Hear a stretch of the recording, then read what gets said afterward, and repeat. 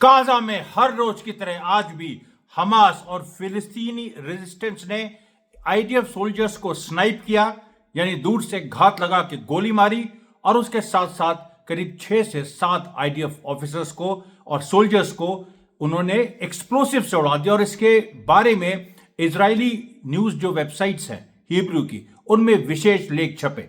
उसके अलावा दूसरी बड़ी खबर, हॉलीवुड जल गया है। वो जगह जो पूरी दुनिया को सपने दिखाता था सिनेमा के, और जिसमें ज्यादातर लोग प्रो इजराइल निकले, जबकि हॉलीवुड अपने को लिबरल कहता है, डेमोक्रेटिक कहता है। बड़े बड़े नाम है उसमें। जॉर्ज क्लूनी बहुत बड़े स्टार है, उनकी वाइफ अमला वो पैलेस्टीनियन है। फिर भी देखिए, जो पूरी कोई बहुत ही कम ऐसे लोग, कुछ एक्ट्रेसेस जो खुल के आई, उन्होंने गाजा के पक्ष में स्टैंड लिया। नरसंहार, अरे तुम रेजिस्टेंस का साथ मत दो, लेकिन नरसंहार का तो विरोध करो। उस नरसंहार के भी विरोध में बस कुछ चंद स्टार्स, महिला और पुरुष, वही सामने आए। उसके आज लेकिन क्या हुआ? आज यानी अमेरिका में तो कल शुरू हो गया था, और आज मतलब करीब आप समझ लीजिए कैलिफोर्निया में, जो पूरा हॉलीवुड बेस्ड है, जैसे हमारे यहाँ बॉम्बे में फिल्म इंडस्ट्री बेस्ड है हिंदी की, तो वो पूरा का पूरा जो कैलिफोर्निया है, बड़ा हिस्सा वो जल गया। स्टीवन स्पीलबर्ग जैसा बड़ा डायरेक्टर, उसका घर जल गया। बेन एफ्लेक जैसा स्टार, वो देखता रहा उसके सामने, उसका घर जल गया। ये सब लोग, स्टीवन स्पीलबर्ग खुद एक ज्यू है, लेकिन इतने सारे ज्यूज हैं जो ज़ायनिज्म के खिलाफ है, जो इजराइल के खिलाफ है, जो नेतन्याहू कर रहा है उसके खिलाफ है। तो स्पीलबर्ग उनमें से क्यों नहीं हो सकता था? और आज देखिए जिस तरीके से कहर बरपा है। एक बहुत ही हिस्टोरिक सिनेगॉग, यानी जूस का टेम्पल, 80 साल पुराना, वो जल के खाक हो गया। पैलिसेड्स नाम की जगह, मैलिबू, जो बड़े बड़े रिजॉर्ट्स थे और स्टार से भरे रहते थे, ग्लैमर, जल के राख हो गए। देखिए, परमात्मा का ये प्रतिरोध एक तरीके से है, इसको मानना पड़ेगा। हम किसी भी, कोई भी मासूम, कोई भी ऐसा, उसमें बहुत सारे ऐसे भी लोग, अच्छा अभी तक किसी कुछ मौतों की खबरें नहीं आई, क्योंकि अमेरिका का सिस्टम है, वहां पर लोग पहले से इवैक्यूएट हो गए।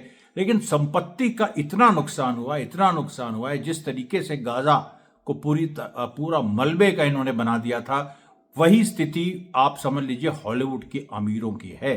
और अमेरिका में अमीरों के खिलाफ ही ट्रंप जीता है, और उसमें ल्यूगी मांजियानो, जिसके बारे में मैंने आपको बताया था, यूनाइटेड हेल्थ केयर के ऑफिसर, यानी जो सबसे बड़ी इंश्योरेंस कंपनी वहां की है, जो 32% गरीबों को इंश्योरेंस देने का उसका रिफ्यूजल का रिकॉर्ड है, उसको मार गिराया था। और उसको समर्थन मिल रहा है, खुलेआम उसने हत्या की, लेकिन उसको समर्थन मिल रहा है क्योंकि उसने किसी मासूम को नहीं मारा, उसने एक ऐसे आदमी को मारा जो एक घृणित प्रोफेशन से और एक घृणित एक पूरे अप्रोच से, एंटी पुअर, मतलब जो एक इंश्योरेंस कंपनीज जितना पैसा बनाती हैं उतना कोई नहीं बनाता, बैंक से भी ज्यादा।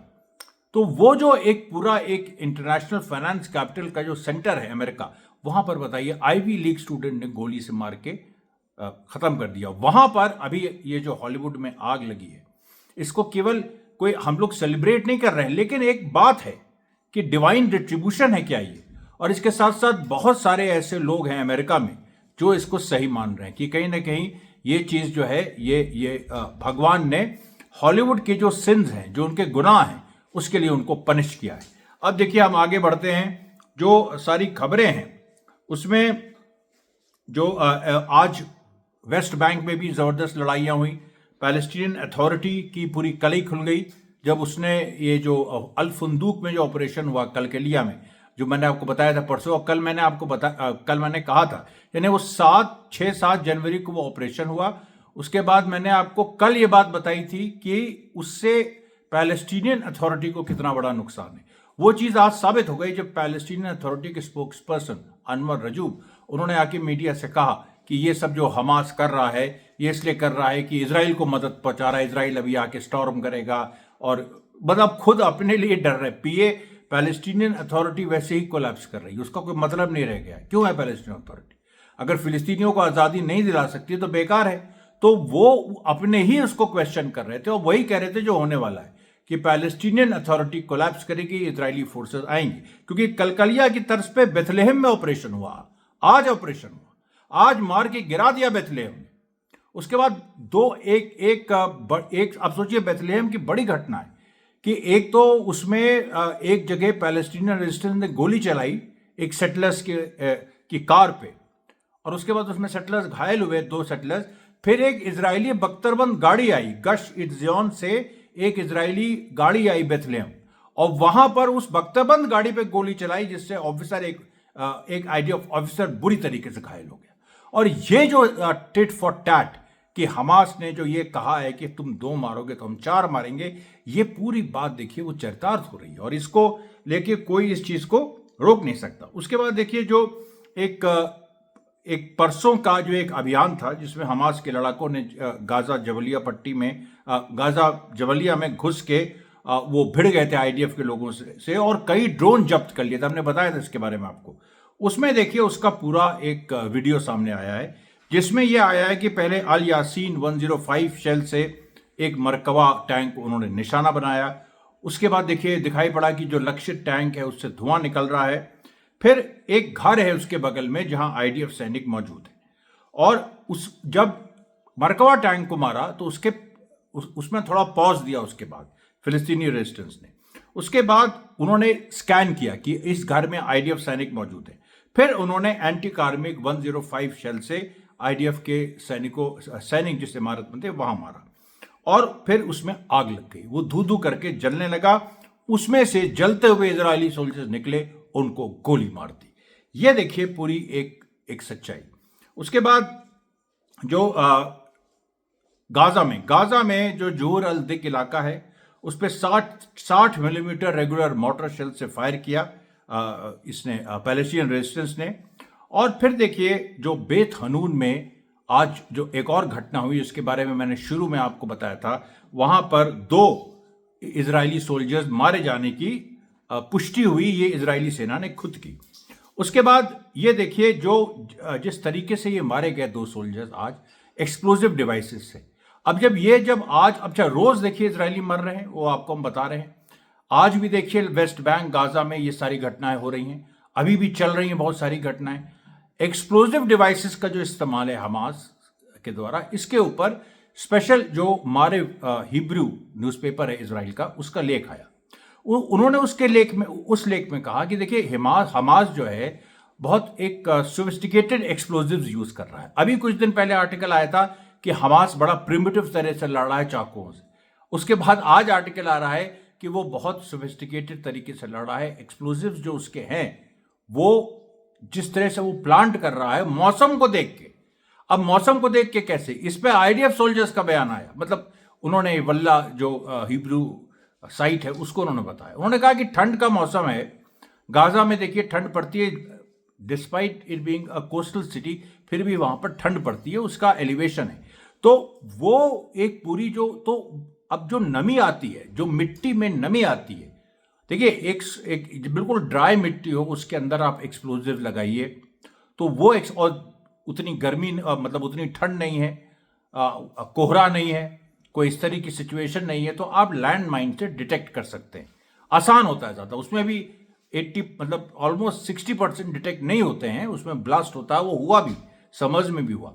लेकिन अभी जो बात आ रही है, जब जमीन थोड़ी नम होती है, खासतौर पे जो बीच मतलब रेगिस्तान के बगल की जो जमीन होती है वो नम है, कोहरा है, ठंड है, और उसमें अचानक आप सोचिए पूरा ठंड का कोहरा का माहौल है, और उसमें से अचानक आईडीएफ सोल्जर्स हैं 5-6, उनको अचानक हमास के लोग दिखाई पड़ते हैं, और वो हमास के लोगों को देखते ही उनका पूरा पारा चढ़ जाता है। उनको कहा गया है देखते ही गोली मारो, वो अंधाधुंध गोली चलाते हैं, आगे बढ़ जाते हैं।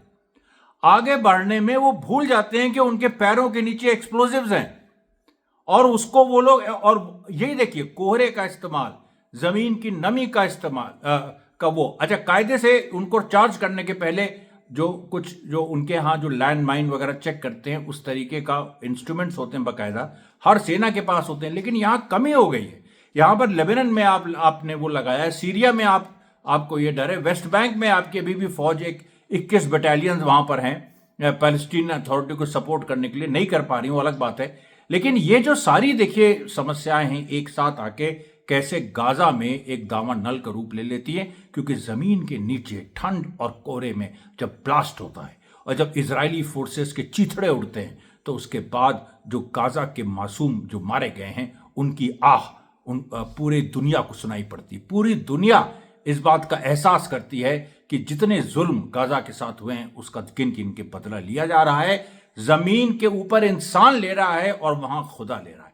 ये देखिए पूरी बात है जो हॉलीवुड में जो घटना हुई। उसके बाद जो एक बड़ी चीज जो लेबनान में हुई, देखिए लेबनान में आज फाइनली जोसेफ आउन प्रेसिडेंट चुन लिए गए। अब ये भी बड़ा दिलचस्प है कि वो कैसे चुने, क्योंकि दिन में मेरा एक इंटरव्यू था, उसमें मैंने बताया था कि पहले राउंड में जोसेफ आउन को, क्योंकि वहां पर जो पार्लियामेंट है करीब 128 मेंबर की, वो चुनती है प्रेसिडेंट, और हिजबुल्ला और उसकी एलाइड पार्टीज उनकी वहां पर मेजोरिटी है, मतलब करीब 68 उनके मेंबर्स हैं। तो अच्छा, वहां का पूरा एक कॉन्स्टिट्यूशन है कि प्रेसिडेंट क्रिश्चियन होगा, प्राइम मिनिस्टर सुन्नी होगा और पार्लियामेंट का स्पीकर शिया होगा। तो प्रेसिडेंट जोसेफ आउन का जो पहले राउंड में 128 लोगों में केवल 70 लोगों ने वोट दिया और 2/3 से ये कम था।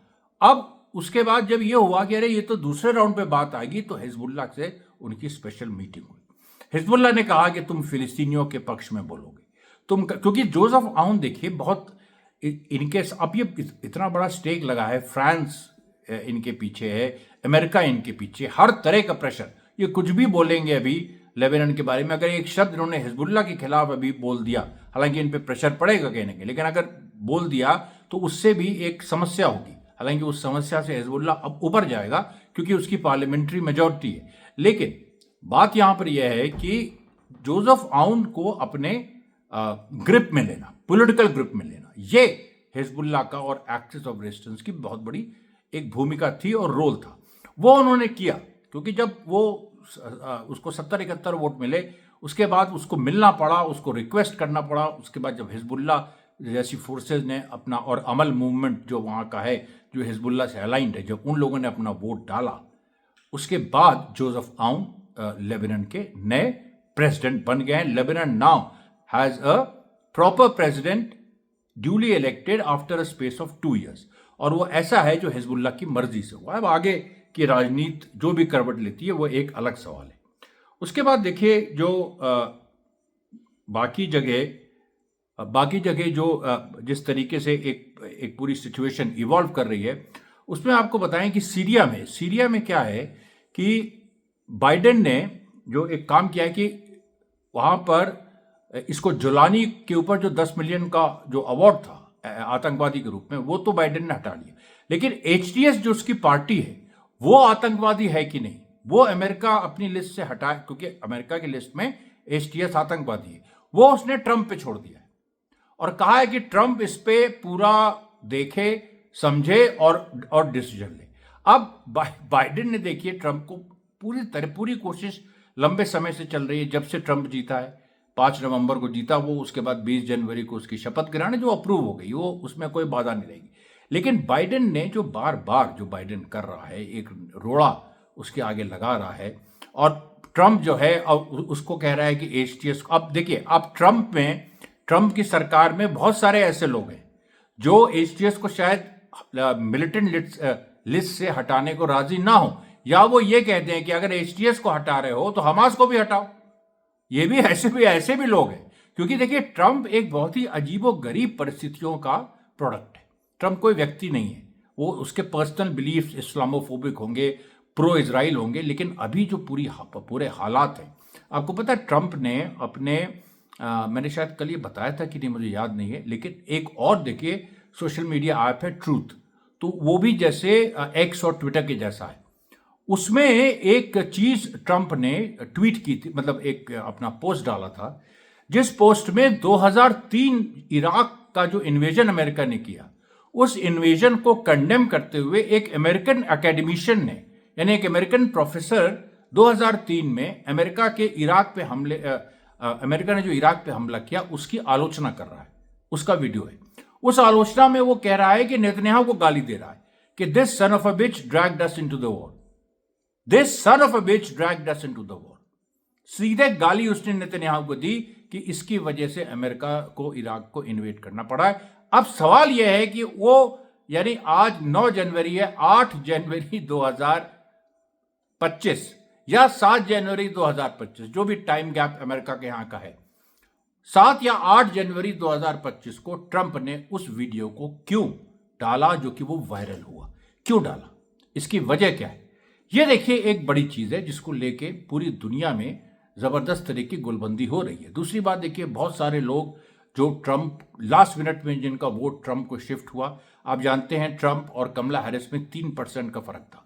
उस 3% वो जो 3% वोट कहीं ना कहीं प्रो पैलेस्टीनियन फोर्सेस ने ट्रंप को वोट कर दिया।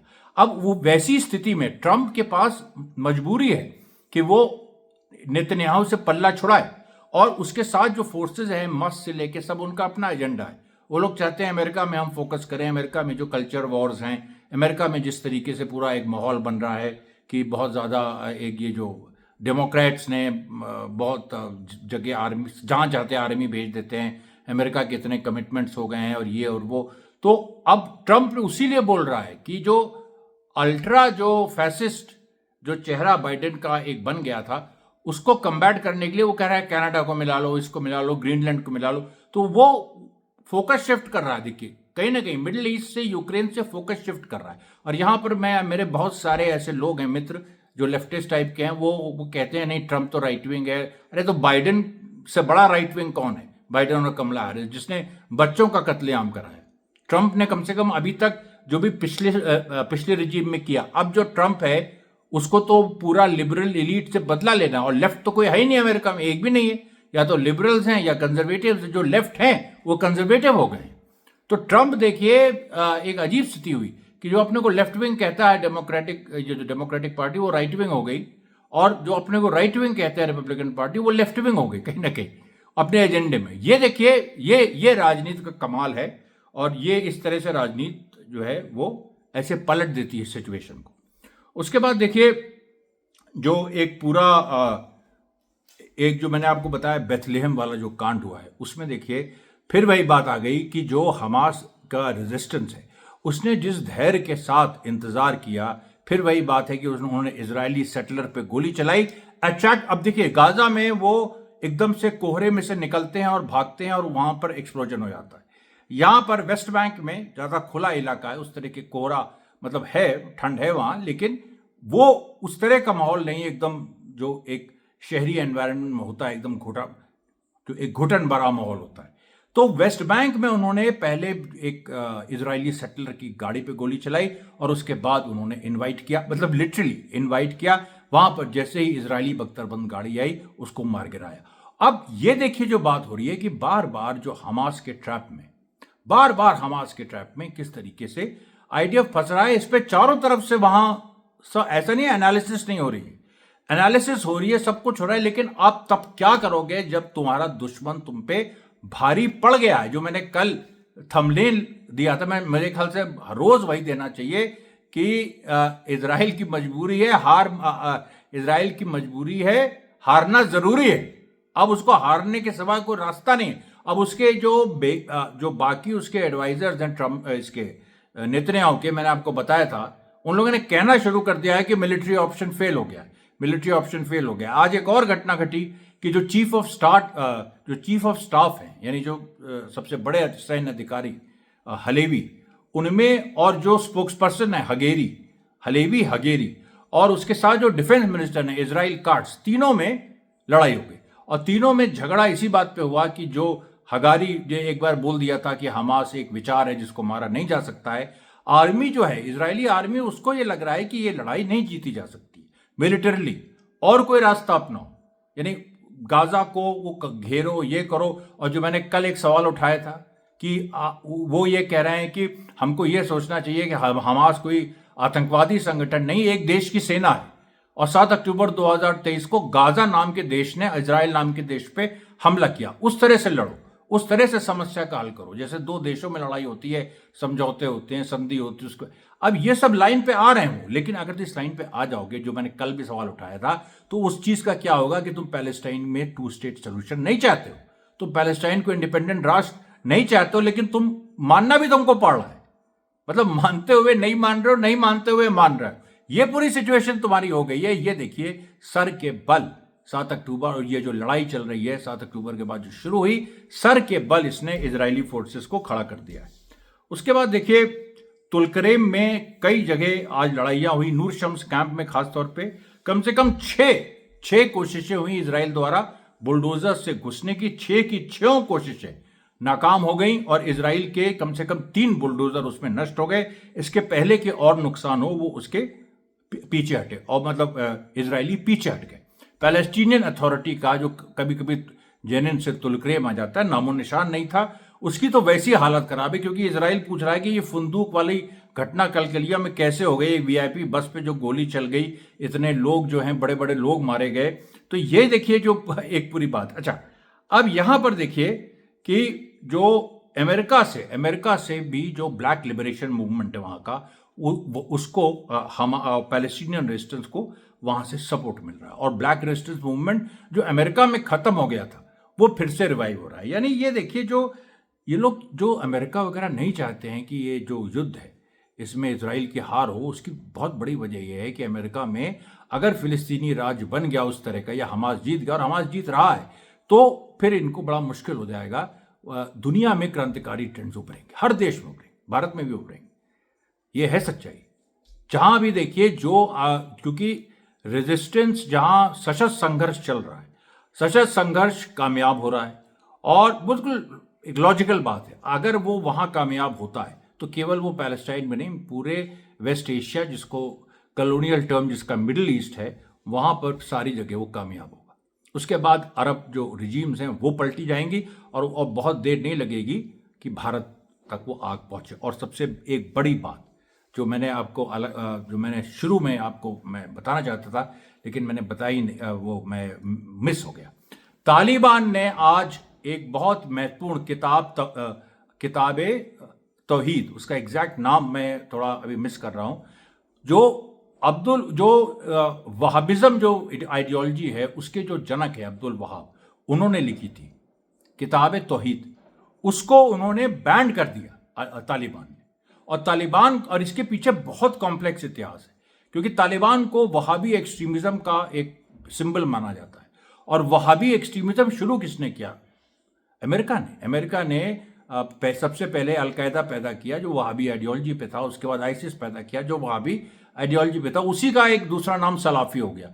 फिर अलकायदा और आईसिस में झगड़े भी हो गए, तो वो सब चीजें चलती रहती। लेकिन तालिबान ने उसको सीधे तरह से वो किताब ही बैन कर दी जो ओरिजिनल 18th सेंचुरी के जो थिंकर थे वहाब अब्दुल, उनके द्वारा लिखी गई थी। अब आप देखिए उसका बहुत सारे लोग ऐसे होंगे मुस्लिम जो वहाबी उस थिंकिंग को मानते हैं या करते हैं, और फिर भी इजराइल और फिलिस्तीन का सपोर्ट करते हैं, उनका हम एहतराम करते हैं।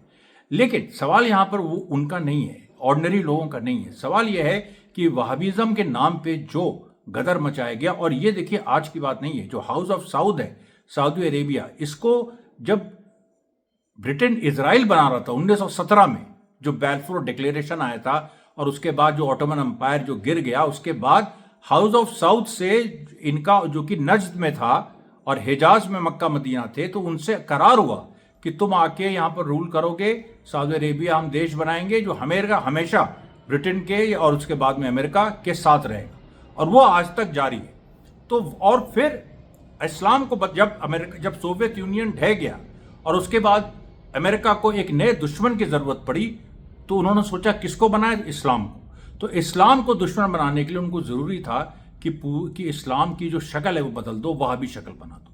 जबकि मेजॉरिटी, इवन तालिबान, आप जान के ताज्जुब करेंगे, वो देवबंद स्कूल से जुड़े हैं, और देवबंद स्कूल शाह वलीउल्लाह की आइडियोलॉजी पे चलता है। मैं शाह वलीउल्लाह का बहुत बड़ा भक्त हूं क्योंकि मैं शाह वलीउल्लाह को बहुत बड़ा एक थिंकर मानता हूं। उसी समय 18th सेंचुरी जिन्होंने कुरान सबसे पहले अरबिक से पर्शियन में ट्रांसलेट किया, उनको उस समय के मुल्ले मौलवियों ने विरोध किया, फिर भी उन्होंने किया। उनके बेटे शाह अब्दुल अजीज ने फिर पर्शियन से उर्दू में ट्रांसलेट की कुरान, और फिर 1803 में शाह अब्दुल अजीज ने दारुल हर्ब का फतवा दिया बाकायदा, और जिसमें उन्होंने हिंदू मुस्लिम एकता का जो एक बहुत बड़ा प्रतीक माना जाता है, और जहां से हमारी आधुनिक आजादी की लड़ाई शुरू होती है 1803 से, यानी जो 1799 में टीपू सुल्तान की शहादत होती है, जो राजा लड़ रहे थे अंग्रेजों से, उनमें सबसे वीर टीपू सुल्तान, उनकी शहादत हो गई। उसके बाद जो जन संघर्ष शुरू हुआ वो 1803 के फतवे के बाद शुरू हुआ। और 1857 में पूरी तरीके से जो लोग लड़े उनको अंग्रेजों ने बहुत सारे जो मौलवी, भारतीय मौलवी जिन्होंने अपनी जान दे दी। पूरा आप सोचिए, मेरठ से लेके दिल्ली तक, मुजफ्फरनगर से लेके दिल्ली तक कोई पेड़ खाली नहीं था जिसमें मौलवियों की लाश नहीं टंगी थी। वो सब लोग वलीउल्लाहवादी थे, वहाबी नहीं थे, लेकिन अंग्रेजों ने उनको वहाबी कहा। और उसके बाद वही वहाबिज्म अमेरिका ने रिवाइव किया 1980s में, फिर सोवियत यूनियन के ढहने के बाद, और उसी वहाबिज्म को इन्होंने पूरा इस्लाम को बदनाम किया। और लेकिन हमास ने 7 अक्टूबर करके क्योंकि हमास मुस्लिम ब्रदरहुड से जुड़ा है, और मुस्लिम ब्रदरहुड का भी मैं एहतराम करता हूँ। जहाँ शिया उसूली स्कूल जो क्रांतिकारी है, जो खुमैनी साहब फॉलो करते हैं, मतलब जो उन्होंने स्थापित किया, वो उसूली स्कूल शियाज का, शाह वलीउल्लाह का स्कूल, और तीसरा जो मुस्लिम ब्रदरहुड है, ये तीनों क्रांतिकारी ट्रेंड्स हैं, तीनों का मैं एहतराम करता हूँ। तो ये देखिए पूरी जो एक बात है, जो एक समग्र पिक्चर है, और ये जो बहुत ही महत्वपूर्ण जानकारी है तालिबान के बारे में, अंत में ये देखिए मैं इसको आपसे गुजारिश करूंगा कि आप जो हैं इस वीडियो को और आगे बढ़ाएं, खास तौर पे जो ये वाला जो पहलू है, इस चीज़ पे आप बातचीत इस पे भी करें। तब तक के लिए, कल तक के लिए धन्यवाद साथियों, बहुत बहुत धन्यवाद।